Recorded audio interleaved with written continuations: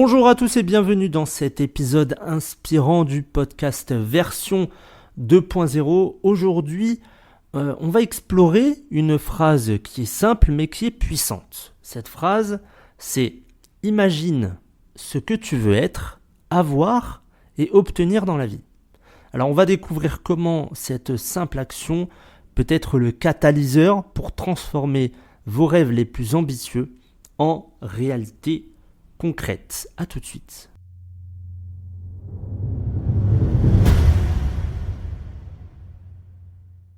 Tout commence par l'imagination.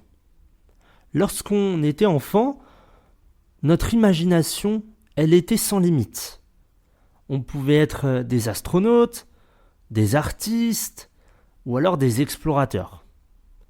Mais en grandissant, il y a beaucoup d'entre nous qui ont perdu cette capacité à rêver librement. Mais en fait, l'imagination, ça reste un outil crucial pour tracer les contours de notre avenir. Imaginez ce que vous voulez être. Qui voulez-vous devenir? Quel genre de personne souhaitez-vous incarner? Posez-vous ces questions sans limitation. L'imagination, c'est une feuille blanche sur laquelle on peut dessiner la vie que l'on désire. Et à ce stade, il n'y a pas de contrainte de temps, de ressources ou de réalisme. Il s'agit simplement de créer une vision globale de notre avenir idéal. Pensez à vous-même dans 5 ans, dans 10 ans ou dans 20 ans. Où vivez-vous? Et que faites-vous au quotidien? Quelles sont les valeurs qui vont guider votre vie? Ces réflexions, elles ne sont pas seulement des rêveries, mais elles sont le premier pas essentiel vers la construction de votre avenir et de votre réalité. Alors une fois que vous avez commencé à imaginer ce que vous voulez dans la vie, la prochaine étape, c'est la visualisation créative.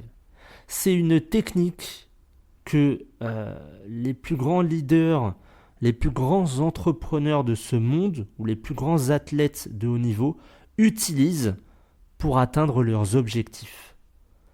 La visualisation, en fait, elle consiste à créer une image mentale claire et détaillée de ce que l'on veut réaliser. On va prendre un exemple concret. Si vous aspirez à devenir un leader dans votre domaine, vous allez imaginez-vous dans cette position. Visualisez-vous en train de diriger des réunions, de prendre des décisions importantes, de motiver votre équipe ou de créer des projets.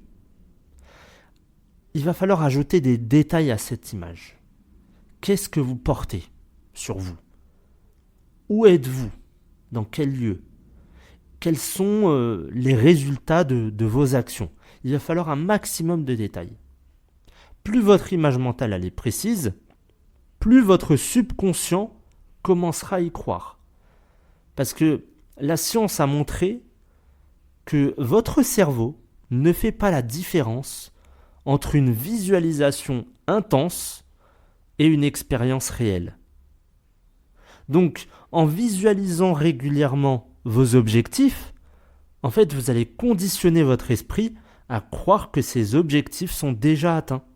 Et ça va influencer vos actions quotidiennes.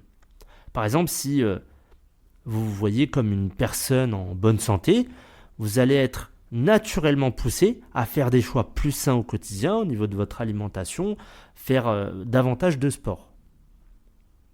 Donc, la visualisation, c'est un outil qui est quand même puissant. Et comme je l'ai dit, il y a beaucoup d'entrepreneurs, de grands entrepreneurs qui utilisent cette technique.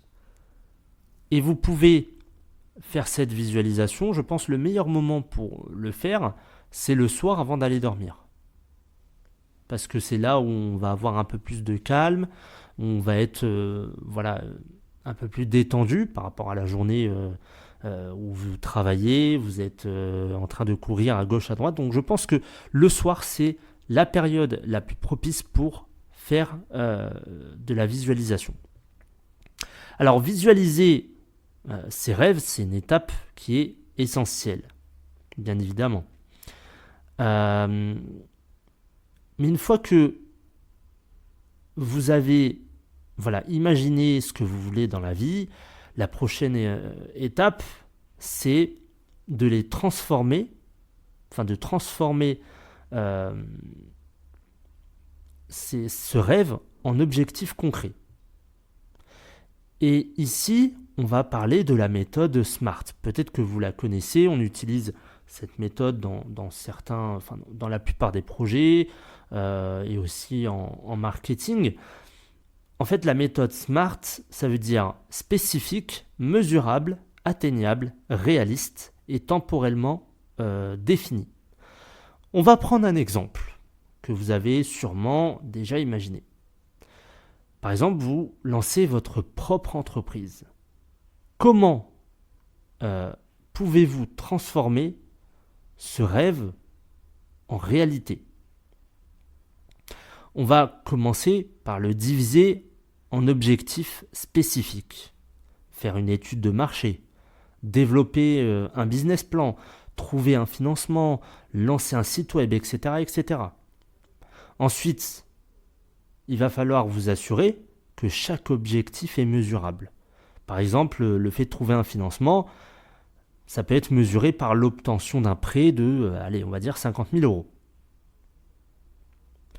Assurez-vous aussi que vos objectifs sont atteignables, parce qu'un objectif qui est trop ambitieux, ça peut mener à de la frustration, tandis qu'un objectif trop simple, ça ne va pas forcément vous motiver. Et les objectifs, ils doivent être aussi réalistes en fonction de vos ressources actuelles. Si vous n'avez pas d'argent, si vous voulez peut-être investir dans du matériel mais que vous n'avez pas d'argent, ça va être un peu compliqué. Donc il faut avant ça se créer une épargne. Il faut aussi se fixer une limite de temps pour chaque objectif. On a souvent tendance, par exemple pour la nouvelle année, à dire « je vais arrêter de manger le fast-food. Je vais arrêter de manger des fast-food. Ou alors, je vais arrêter de fumer ou je vais me remettre au sport. » Très bien, la nouvelle année, c'est une nouvelle résolution. On se dit, allez, il faut quand même que je prenne soin de moi, je prenne soin de ma famille, etc., etc. Ça va tenir pendant 2-3 mois et finalement, après, on aura oublié. On l'a tous déjà fait.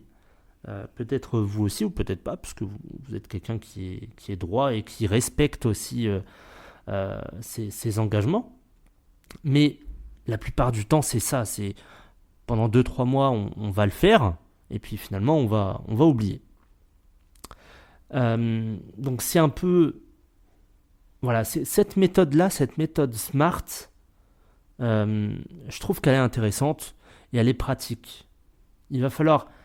Donc, par rapport à cette méthode, savoir si vos objectifs sont spécifiques, mesurables, atteignables, réalistes et temporellement définis. Le fait de se créer une limite de temps, ça va créer en fait un sentiment d'urgence en vous et ça va vous motiver à agir. Et cette méthode, elle permet de tracer un chemin clair et défini vers votre rêve. Vous ne vous contentez plus de rêver, mais vous passez à l'action avec des étapes concrètes qui vous rapprochent de votre vision. Ensuite, sur la route de la réalisation de vos rêves, vous allez forcément rencontrer des obstacles. Et ici, il est crucial de comprendre que les défis, ils font partie intégrante de tout parcours de réussite. Ces obstacles, ils peuvent prendre de nombreuses formes. Ça peut être des doutes internes, ça peut être des critiques extérieures, ça peut être des échecs ou des revers imprévus. Par contre, n'oubliez pas que l'échec, ce n'est pas une fatalité, c'est un apprentissage. La clé pour surmonter les obstacles, c'est la résilience. La résilience, c'est la capacité à rebondir après un échec, à persévérer aussi malgré les difficultés. Vous avez échoué, bien vous recommencez. Vous avez échoué une fois, 2 fois, 3 fois, 5 fois, 10 fois, 50 fois, vous recommencez. Et ça aussi, c'est un autre problème aujourd'hui. Beaucoup de personnes abandonnent. Après le premier échec, se disent « Oh non, c'est trop dur, c'est pas de mon âge ». On essaye de trouver des excuses, mais parce qu'on n'a pas cette volonté d'y arriver. Et on a oublié aussi notre rêve. Parce que si c'est un rêve, si c'est quelque chose qui est dans vos tripes, dont vous êtes, vous voulez ce projet-là, vous voulez créer cette entreprise, vous voulez prendre soin de vous, il faut de la volonté. Peut-être que vous en avez, mais du coup, il vous manque les différentes étapes que je vous ai dit tout à l'heure. Donc, il faut savoir rebondir après un échec. L'échec, c'est pas grave. En fait, la différence entre la France et les États-Unis, c'est que en France, quand vous échouez, on vous montre du doigt. Vous avez créé votre entreprise, l'entreprise a fait faillite, on vous dit que vous êtes un bon à rien, que vous savez rien faire et on vous critique, on vous montre du doigt. Aux États-Unis, c'est pas la même chose, c'est pas la même mentalité. Vous avez votre entreprise, vous avez fait faillite, on vous dit bon, c'est pas grave, bravo. T'as déjà fait ça, c'est déjà bien. C'est pas facile, hein. Les Américains le savent. C'est pas facile de créer une entreprise. Mais en France, on a tendance à rabaisser les gens, à les critiquer, à leur dire « Ah, t'es nul. Tu sais rien faire de ta petite vie, voilà. T'as fait faillite. » Et on vous montre du doigt, on vous critique. Et il y a beaucoup de personnes, malheureusement, qui ont commencé, qui n'avaient pas forcément les bons outils, qui, malheureusement, n'ont pas pu continuer parce que l'entreprise a fait faillite ou que le projet n'a pas réussi. Et derrière, des personnes qui, n'ont apparemment pas d'autre chose à faire que de critiquer, se permettent de rabaisser, de descendre les personnes qui, elles au moins, ont essayé. Parce que ces personnes qui critiquent, c'est pas elles qui vont essayer, elles ont trop peur. Mais c'est plus facile de critiquer aujourd'hui en France, malheureusement, que de se dire « Oh purée, il a quand même essayé. Bon, il n'a pas réussi, mais il a essayé. » Donc, rappelez-vous que chaque défi, c'est une opportunité d'apprentissage. Plutôt que de voir les obstacles comme des barrages infranchissables, considérez-les comme des épreuves qui vont vous rendre plus fort et plus sage. Par exemple, si vous échouez à une étape de votre plan, vous allez prendre du recul, vous allez analyser ce qui n'a pas fonctionné et vous allez ajuster votre stratégie. Mais vous ne vous laissez pas décourager par l'échec. Utilisez-le plutôt comme un tremplin vers le succès. Et enfin, il est temps de passer de l'imagination à la réalité.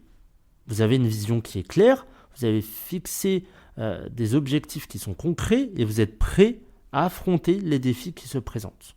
Maintenant, il s'agit de vivre chaque jour en cohérence avec cette vision. Ce processus-là, bien évidemment, il va demander du temps, de la patience, aussi de la persévérance. Mais ne vous attendez pas à ce que tout se réalise du jour au lendemain. Mais engagez-vous à faire chaque jour un petit pas de plus vers votre objectif. Il y a beaucoup de personnes qui veulent tout en un instant. En un claquement de doigts, ils se disent « Ah non, mais je le veux maintenant. Ah non, mais moi je ne suis pas content, je ne vais pas continuer, je ne l'ai pas. Donc j'arrête. » C'est ça le problème, c'est qu'on veut tout de suite.